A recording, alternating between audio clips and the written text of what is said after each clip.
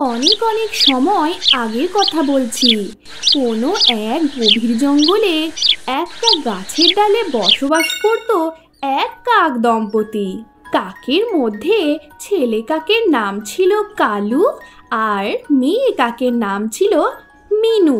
ওই কালু আর মিনুর নিজের কোনো সন্তান ছিল না, কিন্তু ওরা দুজন এক অনাথ টুনটুনি পাখির ছানাকে নিজের সন্তানের মতো করেই লালন পালন করত। মিনু তো খুবই পরিশ্রমী ছিল, এর বিপরীতে কালু ছিল খুবই কুঁড়ে। মিনু কিন্তু খুবই বুদ্ধিমানও ছিল, আর কালু ছিল একেবারে হালকা বুদ্ধিসম্পন্ন আলসে প্রকৃতির। মিনু সবসময় খাবারের খোঁজে এদিক ওদিক ঘুরে বেড়াতো, আর কালু তো সবসময় আলসেমির কারণে নিজের ঘরেই বসে থাকতো। ওগো শুনছো, আমি আমার ছানাদের জন্য খাবার জোগাড় করতে যাচ্ছি। তুমি আমার ছানাদেরকে খেয়াল রেখো, বাচ্চাদেরকে একা রেখে কোথাও যাবে না কিন্তু। হ্যাঁ হ্যাঁ যাও মিনু, আমার শরীর তো এমনি ভালো নেই, আমি এই বাচ্চাদের কাছে বসে থাকবো। তুমি জলদি যাও আর জলদি ফিরে এসো। শরীর ভালো নেই? তাহলে আমি তোমার জন্য কি খাবার নিয়ে আসবো? আমার তো খুব খিদে লেগেছে, যা পাবে তাই নিয়ে আসো। এই বাসাতে যা খাবার রাখা ছিল আমি তো সব খেয়ে নিয়েছি, তাতেও আমার পেট ভরেনি। একটু জলদি যাও আর তাড়াতাড়ি নিয়ে আসো। তুমি এই অসুস্থতায় ছানাদের সমস্ত খাবার তো নিজেই খেয়ে নিয়েছো, এখন তো তবে আমাকে বেশি পরিশ্রম করতে হবে।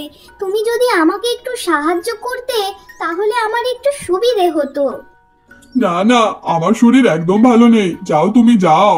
তারপরে মিনু নিরাশ হয়ে ওখান থেকে উড়ে চলে যায়। মিনু আশেপাশে দেখতে থাকে, হঠাৎই একটা ফল গাছের নিচে দেখে একটা ফল পড়ে আছে। তারপর ও ওই ফলটাকে দেখার পর নিজের মুখে করে নিয়ে বাড়ি চলে আসে। বাচ্চারা, এই নাও তোমাদের খাবার, খেয়ে নাও, আমি আবার খাবার নিয়ে আসবো তোমাদের জন্য। বাচ্চারা খাওয়া শুরু করে দেয়, ওর সাথে ওদের বাবা কালুও শুরু করে দেয়।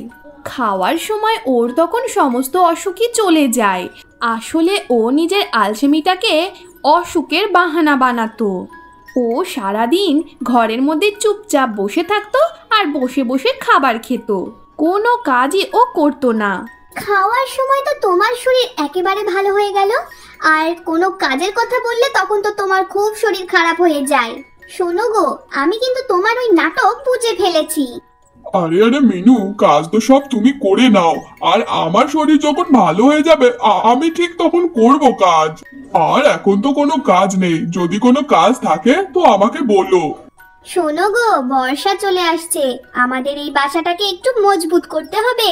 তাই ওই পাহাড়ের ওই পাড় থেকে তোমাকে মজবুত ঘাস নিয়ে আসতে হবে। তোমাকে আমার সাথে যেতে হবে। মিনু তুমি আগে শুরুয়াত তো করো, তারপরে আমি তোমার সাহায্য করব। মিনু বেচারি বারবার একা একা গিয়ে সবার জন্য খাবার নিয়ে আসতো, আর নিজে সবার শেষেই খাবার খেত। সব কাজ মিনুকে একাই করতে হতো, আর বাচ্চাদেরকে খেয়ালও মিনু একাই বেশি রাখতো। একদিন মিনু খাবার আনতে বাইরে গিয়েছিল, ঠিক ওই সময় এক চালাক শিয়াল কালুর বাড়ির সামনে চলে আসে, আর ওকে তখন বলে যে, বলছিলাম যে শোনো কাক ভাই, আমার একটা বড় কাজ দিয়েছে এই জঙ্গলের মহারাজ সিংহ। বলেছে যে জঙ্গলে যতগুলো বাচ্চা আছে তাদের একটা নামের লিস্ট তৈরি করতে হবে। বাচ্চারা যাতে একেবারে দুর্বল না হয়ে পড়ে তার জন্য পোলিওর ব্যবস্থা করা হয়েছে। কার ঘরে কতটা বাচ্চা আছে আমাকে বলে দেবে, আমি তাহলে একটা নামের লিস্ট তৈরি করতে থাকবো। আরে বাহ, এটা তো খুব ভালো কথা, আমার ঘরেও তো দুটো বাচ্চা আছে। ঠিক আছে, তাহলে তো তুমি ওদেরকে নিচে নামিয়ে আনবে, আমি তাহলে ওদের একটা নামের লিস্ট আর গুনতি করে নেব। তাহলে তো বাচ্চাদের ভবিষ্যৎটা জানো তো অনেক ভালো হয়ে যাবে, আর আমিও ভগবানের চোখে অনেক ভালো হব। আমি একটু পরে আসছি, তোমরা সব তৈরি হয়ে যাও, বুঝছো? হ্যাঁ হ্যাঁ ঠিক আছে, আমি আমার বাচ্চাদের সুস্বাস্থ্যের ভবিষ্যতের জন্য খুবই চিন্তিত। আমি আমার বাচ্চাদেরকে নিয়ে ঠিক চলে আসব। কালু তারপর উড়ে গিয়ে আরো অন্যান্য পাখিদের বাচ্চাদের নাম লিস্টে বসানোর জন্য বলে দেয়। ওর কথা শুনে অন্যান্য পাখিরাও রাজি হয়ে যায়। কালু আর অন্যান্য পাখিরা নিজের ছানাদেরকে নিয়ে একটা জায়গায় এসে পড়ে। কিছুক্ষণ পরে মিনু ফিরে আসে ওর বাসাতে, দেখে যে ওরা কেউ নাই।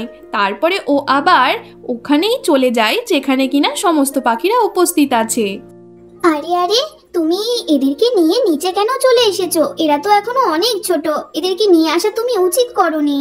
আরে অন্যান্য পাখির বাচ্চারাও তো দেখছি বাইরে চলে এসেছে। কি হয়েছে? সবাই কেন নিজেদের বাচ্চাদেরকে এইভাবে বাইরে নিয়ে এসেছে? আরে মিনু, আরে মিনু, ওই শেয়াল বোন এসেছিল জানো তো। ওকে এই জঙ্গলের মহারাজ সিংহ একটা কাজ দিয়েছে, যে কিনা জঙ্গলে যত সব পাখিরা আছে তাদের ছানাদের একটা নামের লিস্ট তৈরি করবে আর তাদের পোলিও দেবে এবং ভবিষ্যৎটাকে দাঁড় করানোর একটা ব্যবস্থা করে দেবে জানো তো। দেখবে মিনু, আমাদের বাচ্চাদের ভবিষ্যতের জন্য এটা অনেক ভালো হবে। জঙ্গলের মহারাজ এক শিয়ালের দ্বারা? কি সব বলছো? আরে আগে শোনো, আগে নিজেদের ছানাদেরকে বাসার মধ্যে পৌঁছে দিই, তারপরে আসলটাকে খোঁজ খবর নিচ্ছি। দাঁড়াও, আমার কথা শোনো, জলদি জলদি নিজেদের বাচ্চাদেরকে আমরা বাসার মধ্যে নিয়ে চলে যাই।